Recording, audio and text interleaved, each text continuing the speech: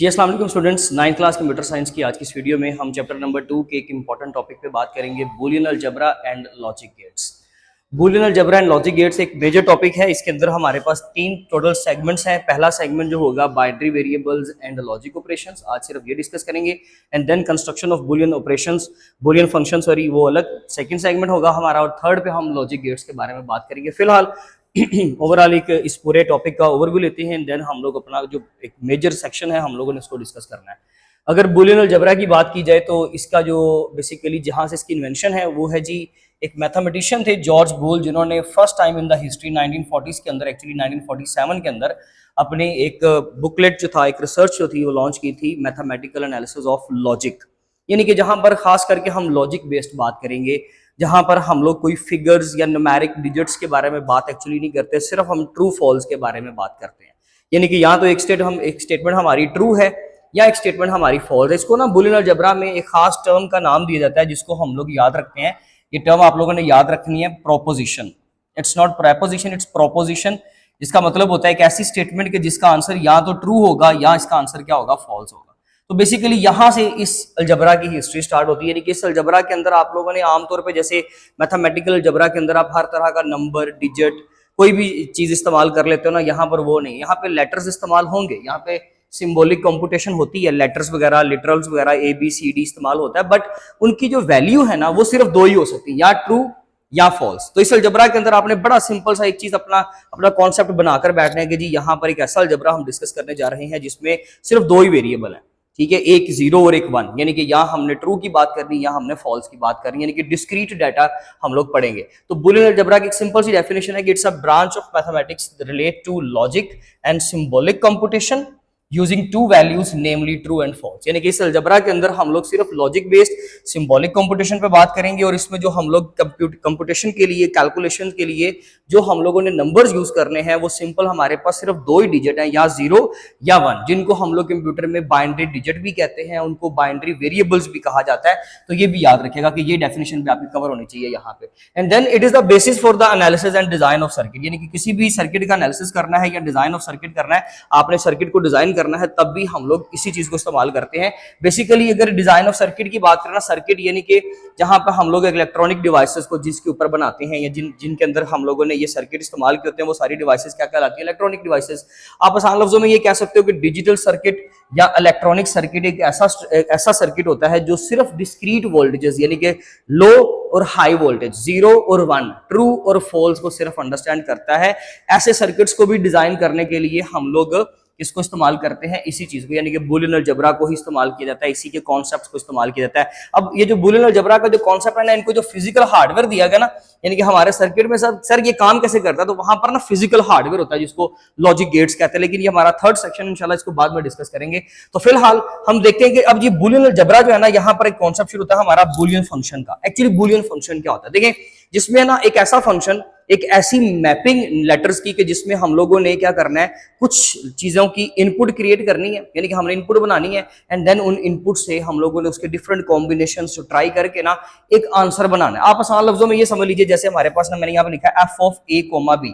इसका मतलब ये है कि देयर आर टू इनपुट्स किसके अंदर, इस फंक्शन के अंदर। इस फंक्शन के अंदर कोई भी, ये आप समझ लीजिए, वैसे तो इसकी डायग्राम बाद में आएगी दोबारा से, लेकिन समझ लीजिए लेट्स से ये एक बॉक्स है हमारे पास, ठीक है जी। हमने इसको ना दो इनपुट्स दी हैं, एक इनपुट दी a, एक इनपुट दी हमने इसको b। अब यहां पर लगा हुआ फंक्शन, फंक्शन का मतलब है कि इसके अंदर ना कुछ प्रोसेसिंग होगी। प्रोसेसिंग क्या होगी, जो भी इसके आगे आपने राइट साइड पे क्या लिखा हुआ है उसका एक्सप्रेशन।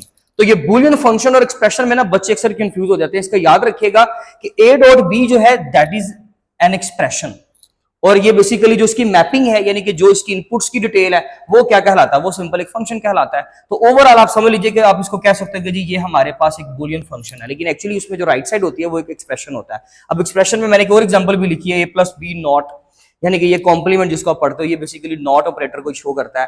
फिर a plus B plus A complement dot C, तो ये अलग एक्सप्रेशन है, ये अलग एक्सप्रेशन है। देन हम इन दोनों के दरमियान में और फाइंड कर रहे हैं। ये अभी जो बच्चे नए हैं उनको और नॉट इन चीजों का नहीं पता, लेकिन आप सिर्फ ये याद रखिए बड़े आसान लफ्जों में कि बूलियन अलजेब्रा के अंदर हम लोगों ने बूलियन फंक्शंस बनाने होते हैं। यानी कि बूलियन फंक्शंस हमें बेसिकली सिर्फ मैथमेटिकली चीजों को रिप्रेजेंट करने के काम आता है, नथिंग एल्स। ये कोई फिजिकल चीज नहीं है, तो इसके अंदर हम लोगों ने ये बताना है कि जी हम किसी भी सर्किट के अंदर इनपुट्स क्या दे रहे हैं, यानी कि इनपुट हमारी तरफ से जो वोल्टेज जा रही है वो लो जा रही है या हाई जा रही है, हमने ना वो इनपुट देनी है बेसिकली सर्किट के अंदर, ठीक है जी। और वो आगे कैलकुलेशन उसकी कैसे होगी, मिसाल के तौर पे ए डॉट बी या ए प्लस बी। सर ये A dot B A plus B क्या है, ये अभी हम डिस्कस करेंगे। आप सिर्फ अभी ये याद रखेंगे कि ये हमारे पास बुलियन फंक्शंस हैं और ये उसका क्या है, एक्सप्रेशन है, यानी कि मैथमेटिकल एक वे है कि जिसके जरिए से हमने कैलकुलेशंस करनी है। समझ लीजिए कुछ मैथ्स के सिंपल से फॉर्मूला, जो नया मैथ आप पढ़ रहे हो ना, जिसके अंदर आप बुलियन अलजेब्रा को एक्चुअली डिस्कस कर रहे हो, तो ये यहाँ पर चीजें इस्तेमाल होनी है। हम बात करते हैं बाइनरी वेरिएबल। इतना इंट्रोडक्शन काफी है, जस्ट एक इंट्रोडक्शन था।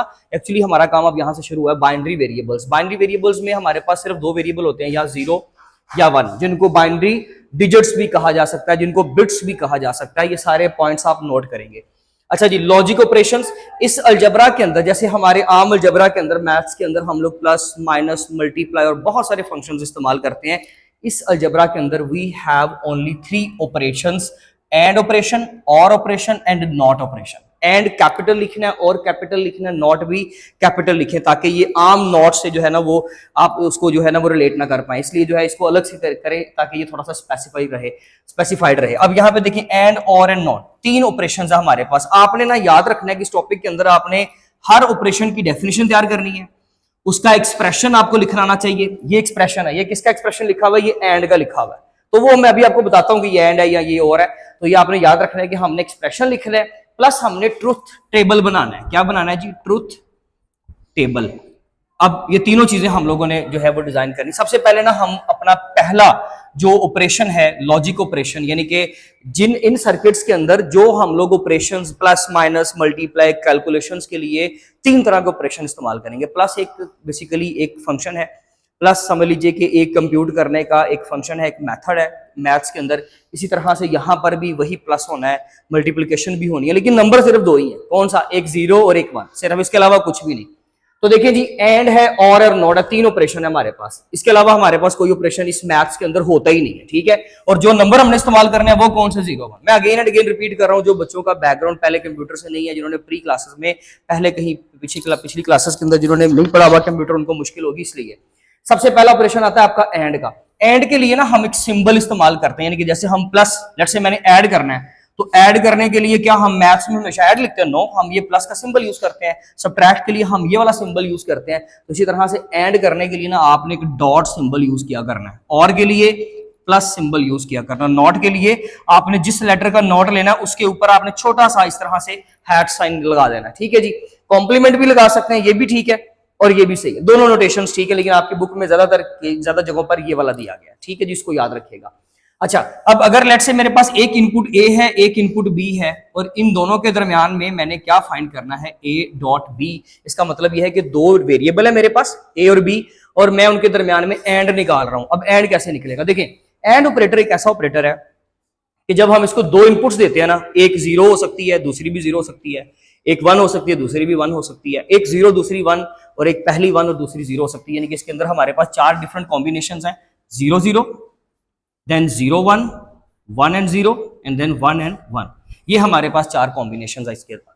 अब यहाँ पे जब हम इनको कंप्यूट करेंगे तो आप इस डॉट को मल्टीप्लाई ही कंसीडर करें, जैसे कि 0 मल्टीप्लाई बाय 0 का आंसर 0, 0 मल्टीप्लाई बाय 1 का आंसर 0, 1 मल्टीप्लाई बाय 0 का आंसर 0, एंड 1 मल्टीप्लाई बाय 1 का आंसर 1। तो ये बेसिकली क्या है, ये बेसिकली मैंने क्या बनाया, एक ट्रुथ टेबल बनाया।